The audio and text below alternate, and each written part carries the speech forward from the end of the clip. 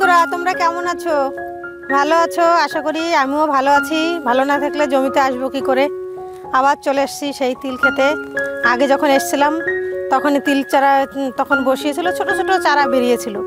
এখন কিছুদিন পরে এসেছি, এখন তিল গাছে এই যে ফুল হয়ে ফল হয়ে গেছে, দুই একটা অল্প অল্প ফুল হয়েছে আছে, প্রায় ফুল ঝরে গেছে। একটু দেরিতে হয়ে গেছে তিল গাছগুলো বোনানো, ওই জন্য একটু দেরিতে। আর অন্য অন্য জমিতে অন্যদের জমিতে পেকে গেছে, আর আমাদেরগুলো এখনও ফুল আছে।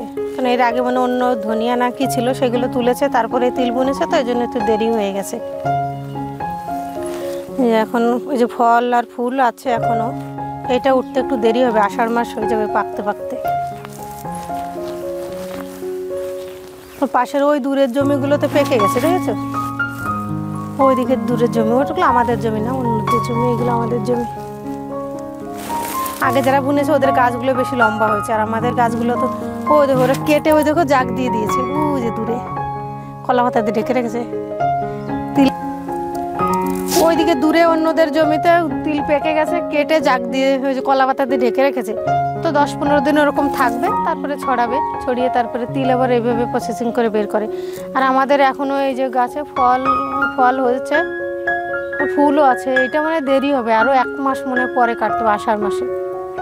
এখন জ্যৈষ্ঠ মাস, তো এগুলো আষাঢ় মাসের আগে কাটতে পারবে না। আমাদের একটু নামিতে বনিয়ে ফেলেছে।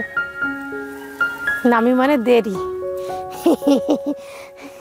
গ্রামে আসলে একটু গ্রামের ভাষায় কথা বলি, আমার ভালোও লাগে এটা বলতে।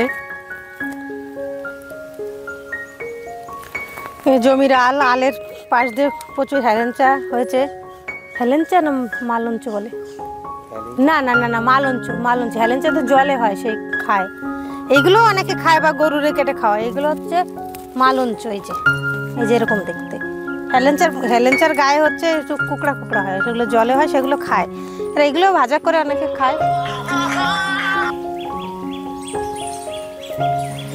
এদিক থেকে এই যে গোটা এই আমি এত ক্যামেরা দিকে দিকে দাঁড়িয়ে আছি, আমার ডান দিকে যে জমিগুলো আছে এইগুলো একদম এই দিক থেকে নিয়ে পুরো এইদিকে আমি এভাবে ঘুরে যাচ্ছি। এই জমিগুলো সব আমাদের, এগুলো সব তিল লাগিয়েছে।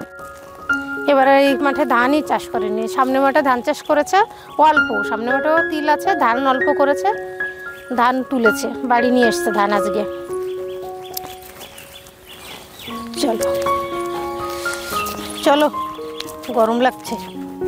মুগ ডালও বুনেছে, ওইগুলো একটু দেখা দেবানি, 2-1টা। এই যে তিলের জমির মধ্যে আবার নোটে শাক হয়েছে। আগে তো যদি জানতাম, নোটে শাকগুলো তুলে এতদিন খাওয়া যেত। এই যে এক রকমের নোটে, এই যে ছোট ছোট এক রকমের নোটে, এই নোটেগুলো খেতে হেভি ভালো। অনেক নোটে শাক হয়েছে, এগুলো প্রচুর আছে, এই ভিতরটা দিয়ে প্রচুর আছে। আমি জানি না, এতদিন আসিনি। আর এই দেখো এইগুলো কি যাচ্ছে না তুমি, এই যে মুগ ডাল, তিলে মুগ বলে না, এই যে কলাইয়ের মতন হয়েছে, দেখো পেকে গেছে। এই ডালটা এমনি যে আমরা বাড়ির সোনা মুগ খাই, তার থেকে এই মুগ ডালটা খেতে আরও বেশি টেস্ট, হেভি টেস্ট। আগে যখন আমার ঠাকুমা বেঁচে ছিল তখন এই ডালটা আমাদের প্রত্যেক বছর লাগাতো তিলের মধ্যে।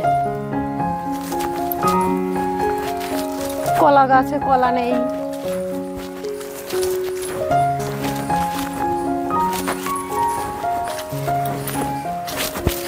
সেই ব্যাঙের ছাতাগুলো আছে এখনো।